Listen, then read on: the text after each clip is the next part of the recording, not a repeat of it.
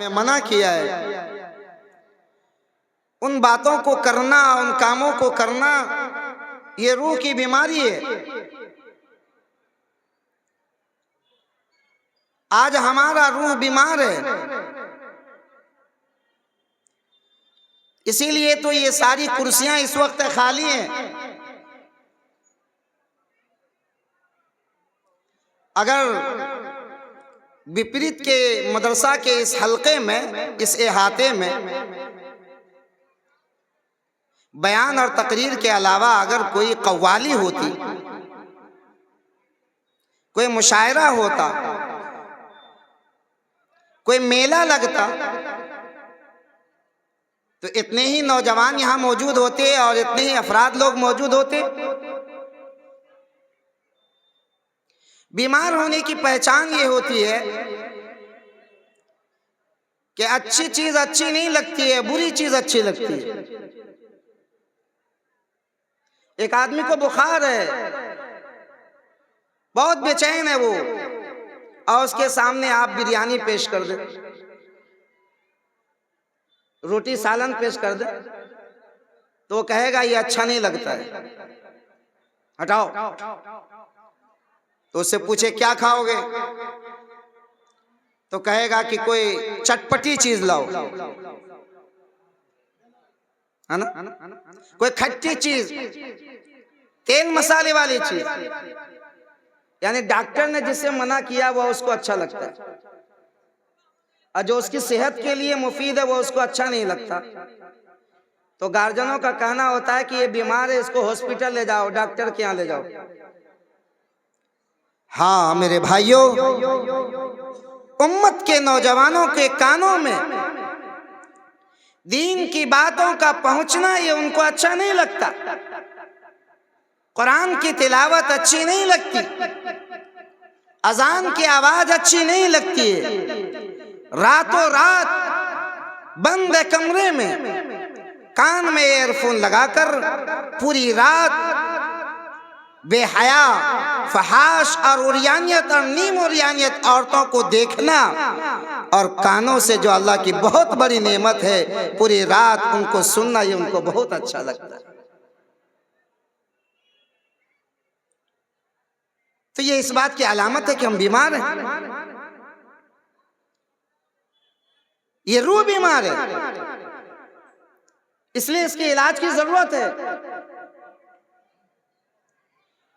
جسم کے اعتبار سے آدمی بیمار ہو، چاہے کتنا ہی غریب ہو، لیکن پھر بھی بھیک مانگ لے گا، لیکن علاج ضرور کرے گا، اس لیے کہ اسے معلوم ہے کہ بغیر علاج کے ہم اپنی اس باڈی سے کوئی فائدہ نہیں اٹھا سکتے۔ تو یہ حقیقت سمجھ لینی چاہیے کہ اللہ کو ہمارے جسم کی ضرورت نہیں، روح کی ضرورت ہے۔ لا ينفع مال ولا بنون الا من اتى اللہ بقلب سلیم۔ اللہ اعلان فرمائیں گے قیامت کے دن، آج تمہاری دنیا کی کوئی دولت تمہیں میرے پاس اللہ کے عذاب سے نہیں بچا سکے گی، نہ اولاد بچائے گی، نہ طاقت بچائے گی، نہ عہدہ بچائے گا، نہ خوبصورتی بچائے گی۔ دنیا کی کوئی دولت تمہیں میرے عذاب سے نہیں بچا سکے گی۔ اگر تم اللہ کے عذاب سے بچنا چاہتے ہو تو اللہ نے قرآن میں کہہ دیا، تم میرے پاس آنا تو اس حال میں آنا کہ تمہارا دل صاف ہو، تمہارا دل پاک ہو، تمہارا دل بیمار نہ ہو، گندگیوں سے خالی ہو، صاف ستھرا دل چاہیے اللہ کو۔ یقیناً میرے بھائیوں، پورا معاشرہ اور سماج بیمار ہے، اس لیے علاج کی ضرورت ہے، اور روحانی علاج۔ یہ جو دل گندا ہو جاتا ہے، بیمار ہو جاتا ہے، اس کا علاج کہاں ملے گا؟ اس کے لیے بھی اللہ نے ڈاکٹر سے بنایا ہے، اس کے لیے بھی ہاسپٹل ہے، میڈیکل ہے، اس کے ڈاکٹر سے ہیں امت کے علماء، اس کا میڈیکل ہب، اس کا میڈیکل کیمپ، یہ مدرسے ہیں، یہ مکتب ہے، یہ خانقاہ ہے، یہ تبلیغی جماعت ہے، یہ علماء اور یہ دین کے قائدین، یہ بزرگان دین، سے جب انسان جا کے ملتا ہے، اس کی مجلس میں بیٹھتا ہے، ان کی باتوں کو سنتا ہے اور دل میں لیتا ہے، تو اللہ دھیرے دھیرے دھیرے دھیرے اس کے دل کی بیماریوں کو ختم کر دیتے ہیں، وہ صحت یاب ہو جاتا ہے۔ یہ جلسہ بھی اسی کا ایک نمونہ ہے کہ یہاں سے علماء اکرام دین کی بات بتلائیں گے تو ہمارے دل سے برائیاں نکلیں گی، ہم فیصلہ کریں گے کہ حضرت جو بتلا رہے ہیں یہ برائی میری زندگی میں ہے کہ نہیں۔ اگر نہیں ہے تو اللہ کا شکر ہے، اور اگر ہے تو آنے کا مقصد ہمارے جلسے میں یہ ہونا چاہیے کہ ہم اٹھنے سے پہلے توبہ کر لیں کہ آئندہ ہم یہ برائی نہیں کریں، یہ مقصد ہونا چاہیے۔ بہرحال یہ تو تمہید عنوان کے تعلق سے میں نے کہہ دی۔ میں نے ایک روایت پڑھی ہے، صرف 5 سیکنڈ میں نبی کریم صلی اللہ علیہ وسلم نے امت کو 3 نصیحتیں کی۔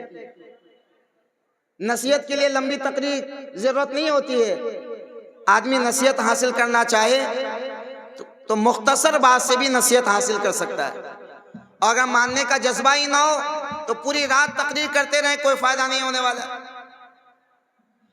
تو نبی کریم صلی اللہ علیہ وسلم نے صرف 5 سیکنڈ میں 3 نصیحتیں کی کہ اگر ان پر عمل ہو جائے تو ہم دنیا اور آخرت کے مصیبت سے، دنیا اور آخرت کے فساد سے بچ جائیں گے۔ یہ روایت ترمذی شریف کی ہے۔ نبی کریم صلی اللہ علیہ وسلم کے ایک صحابی ہیں حضرت عقبہ ابن عامر رضی اللہ تعالیٰ عنہ۔ میری مائیں بہنیں بھی آپ توجہ سے سنیں، میں بھی حضرت کو چھوڑنے کے لیے گاڑی پہ جا رہا تھا تو ادھر بنیاد ڈالنے کے لیے جا رہا تھا، تو عورتوں کی تعداد اتنی زیادہ تھی کہ حضرت نے کہا میں نہیں جاؤں گا، واپس لاؤ۔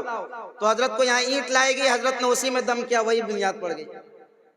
اور پھر جب چھوڑنے کے لیے جا رہا تھا کافی دور سے الحمدللہ برقع پوش، جس کو دیکھ کر حضرت نے کہا ماشاءاللہ، ساتھ میں تھے حضرت، برقع پوش، مجھے لگتا ہے کہ شاید وہ بنات کی ہماری بچیاں ہوں گی، بنات کی بچیاں ہوں گی اس میں اکثر، اور کچھ گھر کی بھی ہوں گی، ایک بڑی تعداد میں آ رہی تھی، لہذا وہ بھی سن رہے ہیں۔ یہ نصیحت مرد عورت دونوں کے لیے برابر ہے۔ عقبہ ابن عامر نے کہا یا رسول اللہ من نجات، نجات کس میں ہے؟ فتنے کا زمانہ ہے، فتنے سے ہم بچیں گے کیسے؟ دنیا کے فتنے سے کیسے بچیں گے؟ آخرت کے فتنے سے کیسے بچیں گے؟ بہرحال سوال تو بہت اہم ہے، سوال تو بہت اہم ہے۔ ہر شخص کی خواہش ہے، تمنا ہے کہ ہم فتنے سے بچ جائیں، دنیا میں بھی کوئی جھمیلا نہ ہو، یہاں بھی سکون کی زندگی گزاریں، اور مسلمان ہے تو ان کی یہ بھی تمنا ہے کہ مرنے کے بعد ہمیں جنت ملے اور جنت میں بھی ہم سکون کی زندگی گزاریں، جہنم میں جانے کی نوبت نہ آئے، وہاں کے فتنے سے بھی ہم بچ جائیں۔ تو اللہ جزائے خیر دے عقبہ ابن عامر کو۔ انہوں نے پوچھ لیا کہ یا رسول اللہ دنیا اور آخرت کے فتنوں سے بچنے کا طریقہ کیا ہے، کیسے بچیں گے ہم؟ تو نبی کریم صلی اللہ علیہ وسلم نے اس کے جواب میں 3 نصیحتیں فرمائی۔ آپ حضرات سن رہا نا، کوئی بولی نہ رہے، 3 نصیحتیں فرمائی۔ وعدہ کریں، دل میں عہد کریں، طے کریں کہ ہم حضور پاک صلی اللہ علیہ وسلم کی ان 3 نصیحتوں پر عمل کریں گے انشاءاللہ، کریں گے انشاءاللہ۔ آپ علیہ السلام نے پہلی نصیحت فرمائی، اب یہ معاشرہ، اصلاح معاشرہ، سماج میں جو بگاڑ ہے، خاص طور پر جھگڑا، لڑائی، دنگا، اختلاف، انتشار، دشمنی، یہ جو پیدا ہوتی ہے نا، اس کی بنیاد کو اگر دیکھا جائے تو اس کی بنیاد ہے زبان کا غلط استعمال۔ اب غور کریں اس بات کو، میں ایک موٹی مثال دیتا ہوں۔ دیکھیں بات کہاں سے کہاں آتی ہے، ہمارے پردے میں ساس بھی بیٹھی ہوں گی اور بہو بھی بیٹھی ہوں گی، یہ بات ان کے لیے بطور خاص کہی جا رہی ہے۔ کچھ عورتیں سماج میں آگ لگانا چاہتی ہیں، ساس اور بہو کے اندر محبت کو دیکھنا نہیں چاہتی، وہ چاہتی ہے کہ کیسے دشمنی ہو جائے،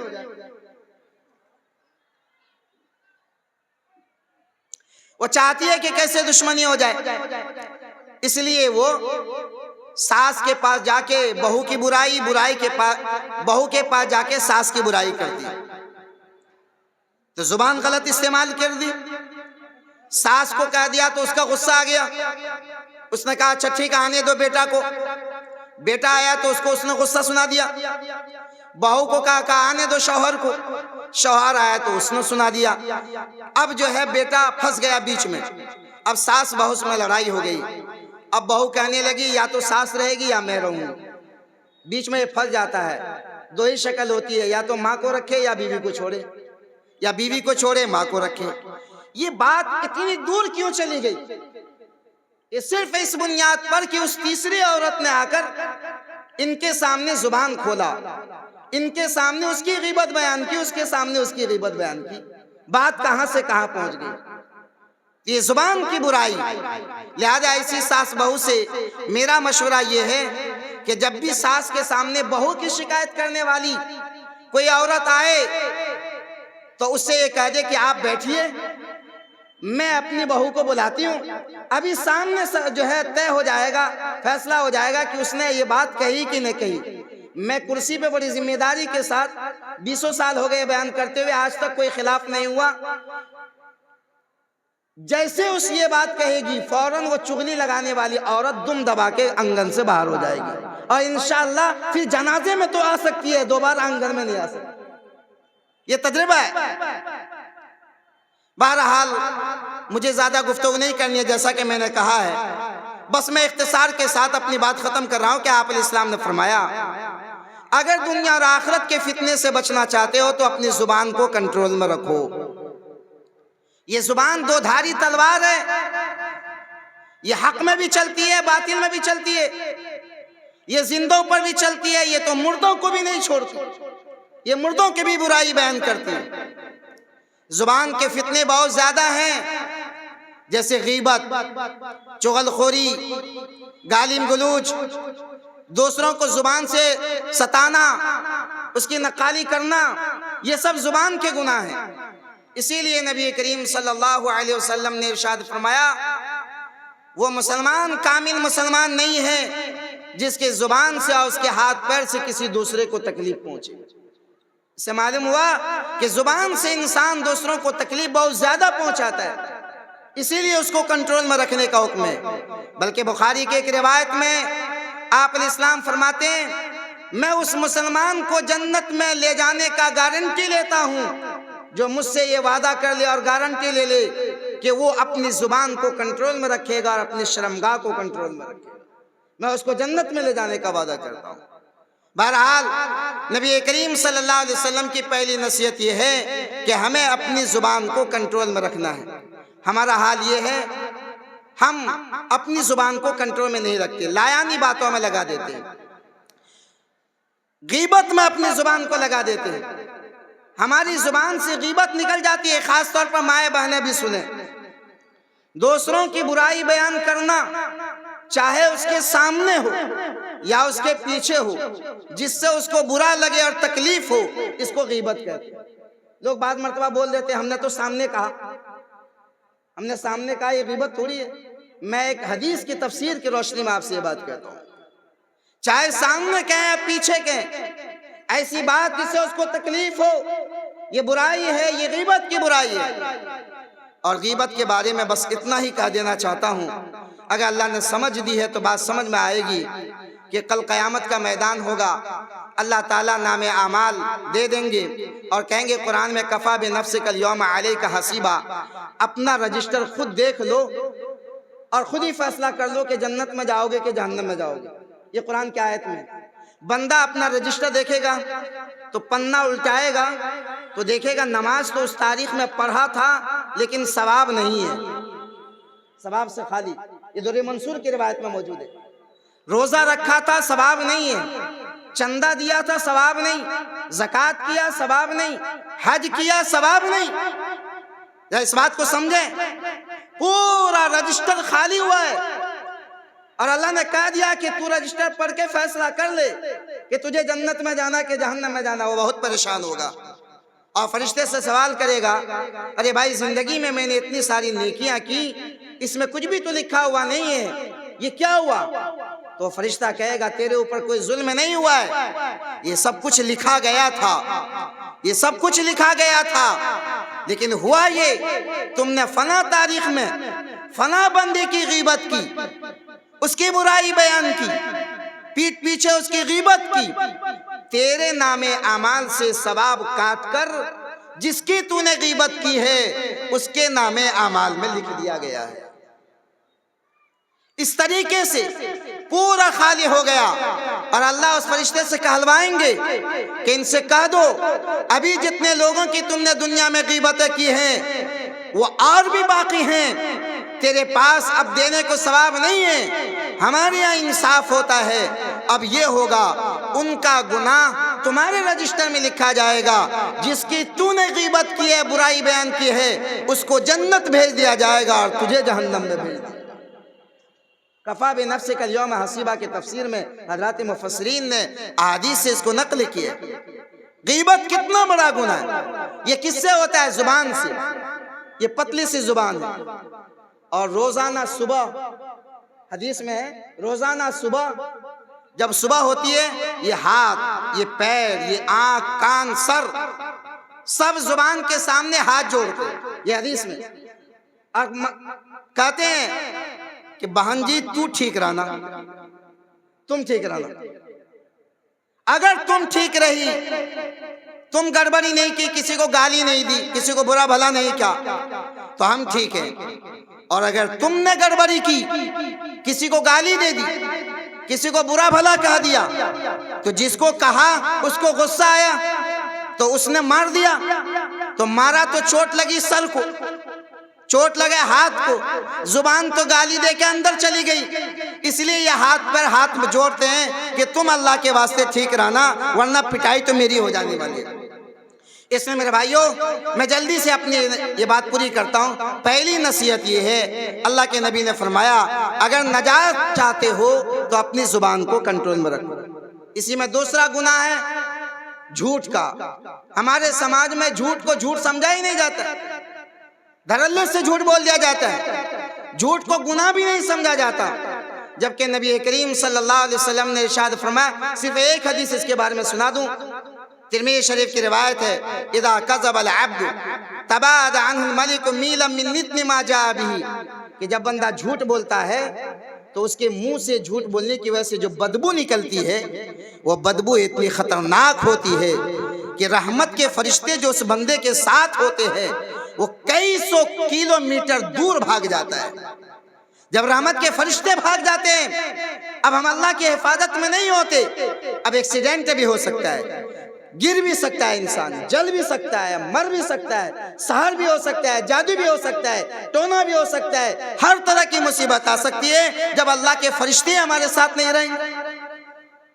جھوٹ بولنے والا اللہ کے یہاں جب جھوٹا لکھا جاتا ہے تو اس کے لیے جہنم کا فیصلہ ہو جاتا ہے۔ بہرحال یہ زبان کے گناہ ہے، تفصیل کا موقع نہیں، اللہ کے واسطے اس بات کو دل میں لیجئے، اپنی زبان کو کنٹرول میں رکھے، یہ پہلی نصیحت ہے۔ دوسری نصیحت نبی کریم صلی اللہ علیہ وسلم نے فرمایا وَلِيَسْعَكَ بَيْتُكَ، تیرا گھر تیرے لیے کشادہ رہے، یعنی زیادہ وقت گھر میں رہو، زیادہ وقت باہر مت نکلو، اگر دین کا کوئی کام ہے چلے جاؤ، دنیا کی کوئی ضرورت ہے پوری کرنے بازار چلے جاؤ، جنازے میں چلے جاؤ، کسی مریض کی عیادت میں چلے جاؤ، پھالتو کا گپ شپ کرنے کے لیے، ڈینگے مارنے کے لیے، وقت ضائع کرنے کے لیے، پان کی دکانوں پر، چائے کے ڈھابے پر، کھانے کے ہوٹل پر اور چوک چوراہے کے ٹیبل پر بیٹھ کر سوائے اس کے کہ تم دوسروں کی غیبت کرو گے یا کم از کم دوسروں کی غیبت سنو گے، اس کے علاوہ تمہارا کوئی کام وہاں پر نہیں ہے، لہذا تمہارا زیادہ وقت ہے تمہارے گھر میں گزرنا چاہیے۔ یہ ہمارے سماج کا ایک بہت بڑا المیہ ہے۔ مسجد میں تقریر ہو رہی ہے، 1 منٹ زیادہ امام صاحب نے تقریر کر دی، یہ شور کر دیتے ہیں، مولانا 1 منٹ زیادہ تقریر کر دیے، لیکن مسجد سے نکل کر یہی صاحب پان کی دکان پہ بیٹھ کے 2 گھنٹہ ضائع کر دیتا ہے، اس کو کوئی احساس نہیں ہوتا ہے۔ نبی کریم صلی اللہ علیہ وسلم نے فرمایا اپنے گھر میں زیادہ وقت رہا کرو، باہر نکلو گے تو فتنہ ہے، نکلو گے تو کسی غیر محرم پر نظر پڑے گی، آنکھ کا گناہ ہے، غیبت کرو گے زبان کا گناہ ہے، غیبت سنو گے کان کا گناہ ہے، گانا سنو گے کان کا گناہ ہے، یہ گناہ ہی گناہ ہے ماحول میں، اس لیے زیادہ وقت اپنے گھر میں رہا کرو۔ یہی حال مستورات بھی ہیں، ان سے گزارش ہے کہ اللہ کی عبادت کے بعد اور اپنے شوہر کی اطاعت کے بعد سب سے بڑا فرض جو آپ پر ہے وہ یہ ہے کہ آپ اپنے گھر میں رہا کریں، بغیر ضرورت کے باہر نہ نکلا کریں، اور جب نکلیں تو پردے کے ساتھ نکلا کریں۔ وَقَرْنَ فِي بُيُوتِكُنَّ، قرآن کا حکم ہے، اپنے گھر میں جم جایا کرو، اپنے گھر میں بیٹھی رہا کرو۔ وَلَا تَبَرَّجْنَا، باہر مت نکلا کرو تبرج الجاہلیت الاولیٰ، ان عورتوں کی طرح جو زمانے جاہلیت میں نکلتی تھی، یعنی بے پردہ ہو کر نکلتی تھی۔ لہذا اس نصیحت پہ میں اپنی ماں بہنوں سے بھی گزارش کر رہا ہوں کہ زمانہ فتنے کا ہے، اور روزانہ ملک ہندوستان میں ہزاروں کی تعداد میں مسلم گھرانے سے مسلم بچیاں غیروں کے ساتھ بھاگ کر مرتد ہو رہی ہیں، کافر ہو رہی ہیں، مشرک ہو رہی ہیں۔ ماں باپ کی زندگی میں اس کی بیٹی اس روئے زمین پر جہنمی بن کر گھر رہی ہے۔ اس کی بہت ساری وجوہات ہیں، اسکول کالج کا پڑھانا، وہاں کے نصاب کا غیر ہونا، میں اس کی طرف نہیں جاتا اپنے عنوان پر۔ اس کی ایک بہت بڑی وجہ ہے بچیوں کا بغیر ضرورت کے بن سور کے باہر نکلنا، یہ بہت بڑی وجہ ہے۔ جو بچیاں اپنے ماں باپ کا کہا مان کر گھر کی چہار دیواری میں رہتی ہے تو باہر کے یہ لفنگے، باہر کے یہ گنڈے اور باہر کے اچکنے والے یہ دشمن ان کو نہیں اچک پائیں گے۔ قرآن کی کوئی تو حکمت ہے کہ گھر میں رہا کر۔ میں اپنی ماں بہنوں سے، جو ماں ہیں ان سے، جو ذمہ دار ہیں ان سے، اور جو میری بہن ہے ان سے اللہ کے واسطے یہ گزارش کرنا چاہ رہا ہوں ماں سے کہ اپنی بچی کو اگر مرتد ہونے سے بچانا چاہتی ہے، اور بچیوں سے گزارش کرنا چاہ رہا ہوں کہ اگر اپنی ایمان کی اور اعمال کی حفاظت چاہتی ہیں تو یہ ذمہ داری آپ کے سر پر آتی ہے کہ آپ بغیر ضرورت کے گھر سے باہر نہ جائیں، گھر کے اندر لازم پکڑیں۔ اور ذمہ دار تمام مرد حضرات سے میری گزارش ہے کہ آپ الاسلام کی جو دوسری نصیحت ہے کہ اپنے گھر کے اندر رہا کرو، وَلِيَسْعَكَ بَيْتُكَ، تیرا گھر تیرے اندر کشادہ رہے۔ عجیب بات ہے، کہنے کی بات ہے، بیوی سے بات کرنے کا ٹائم نہیں ہے، ماں سے بات کرنے کا ٹائم نہیں ہے، بچوں کے ساتھ کھیلنے کا ٹائم نہیں ہے، بچوں کی تربیت کے لیے 5 منٹ 10 منٹ بیٹھ کر ان کی کتاب کو بک کو دیکھنے کا کہ اسکول میں کیا پڑھا اس کا ٹائم نہیں ہے، اور باہر نکل کر پان چائے کی دکانوں پر بیٹھ کر جو ہے ان کو وقت گزارنے کا بہت ٹائم ہوتا ہے۔ یہ کہاں عقل ماری گئی؟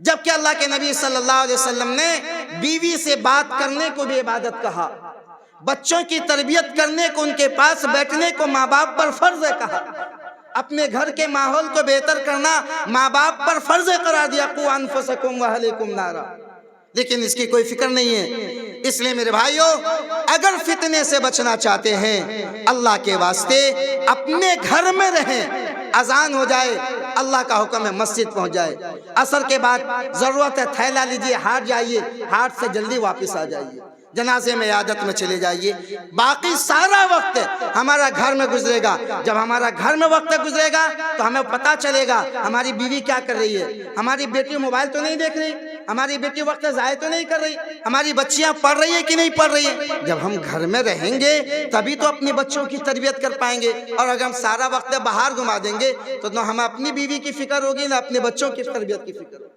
اس لیے دوسری گزارش یہ ہے کہ آپ علیہ السلام نے فرمایا وَلِيَسْعَكَ بَيْتُكَ، اپنے گھر کو کشادہ رکھو، اپنے گھر میں زیادہ رہو، زیادہ وقت گھر سے باہر نہ نکلو۔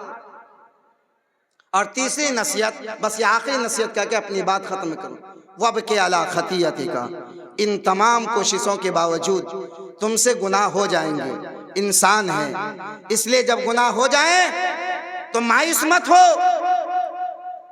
یہ بھی ایک شیطان کی بہت بڑی پٹی ہے، ہمارے وہ نوجوان جو شراب کے عادی ہیں، نشہ کے عادی ہیں اور گناہوں کے عادی ہیں، میں ان سے مخاطب ہوں۔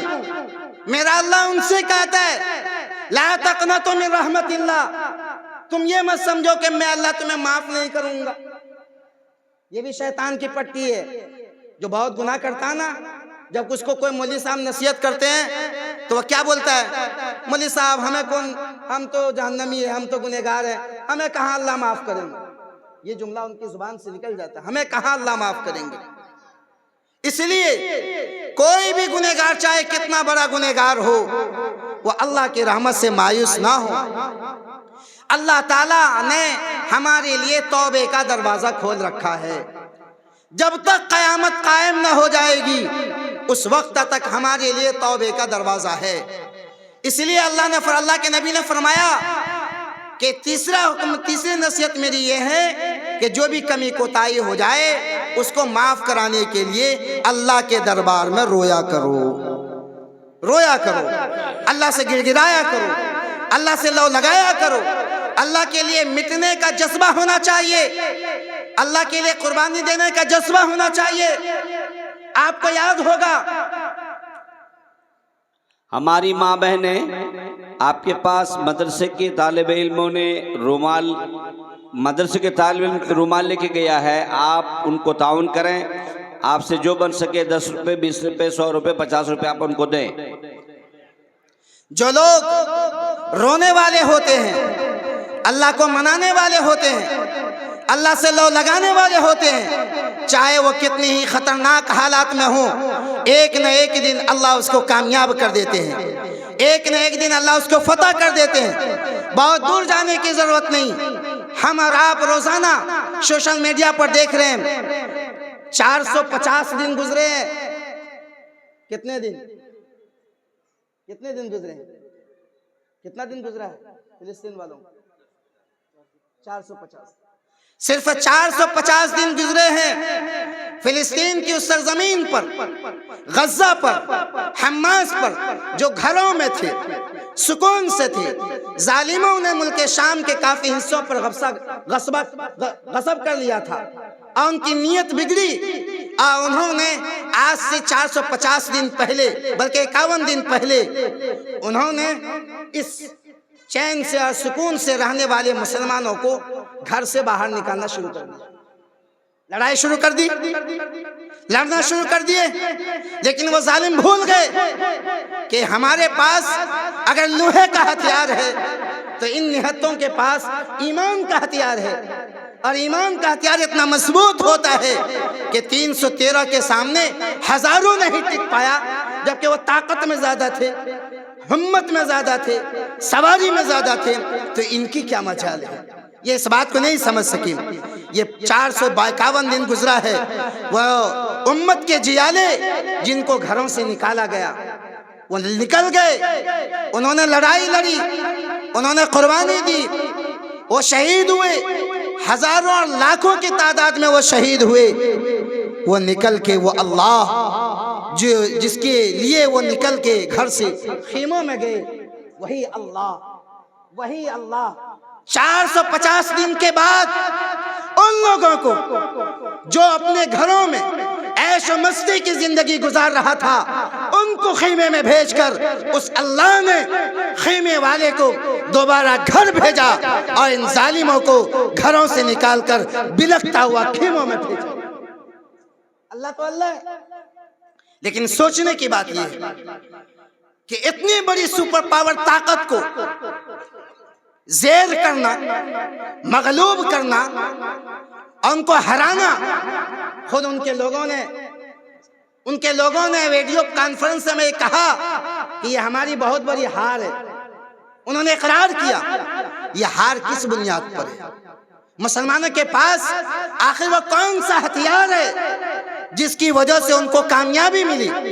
میرے بھائیوں، اصل ہتھیار جو ان کے پاس ہے وہ ایمان کی پختگی، اعمال کی پختگی۔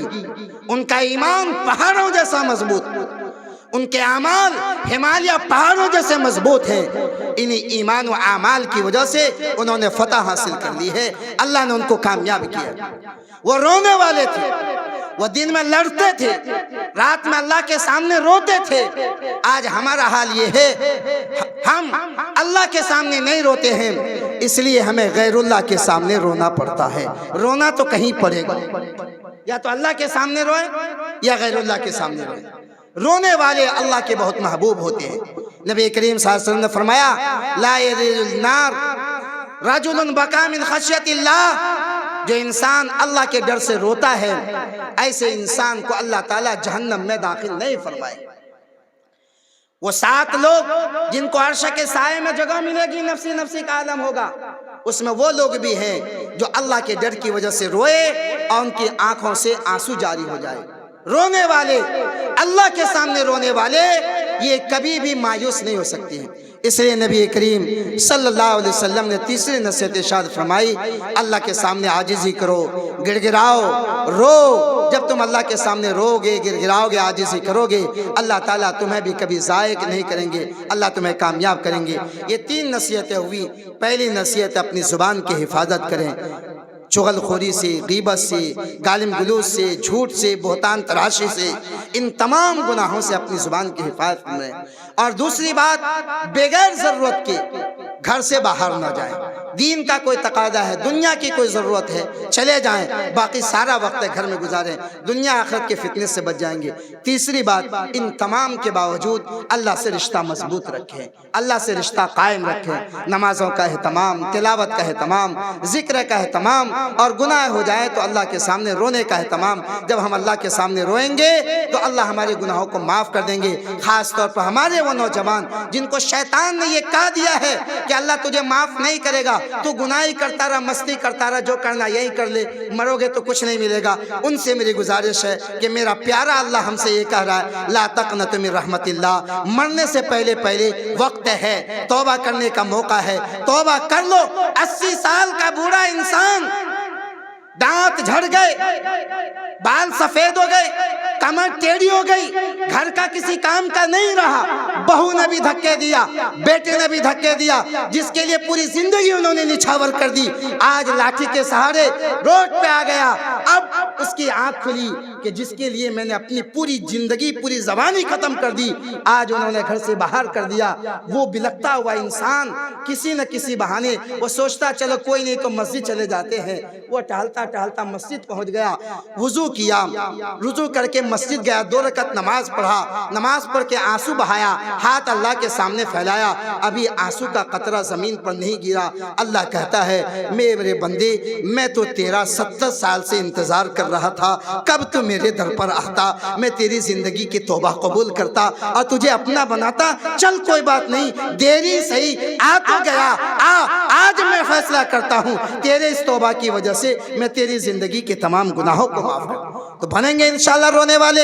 اللہ ہمیں زبان کی حفاظت کی توفیق عطا فرمائے، گھر میں رہ کے اپنے اولاد کی تربیت اور تعلیم کی فکر عطا فرمائے، اور اپنی ندامت، اپنے گناہوں پر ندامت کے آنسو بہا کر اللہ کے سامنے گڑگڑانے والا بنائے۔ اللہ ان تینوں نصیحتوں پر ہم سب کو عمل کی توفیق نصیب فرمائے۔ وآخر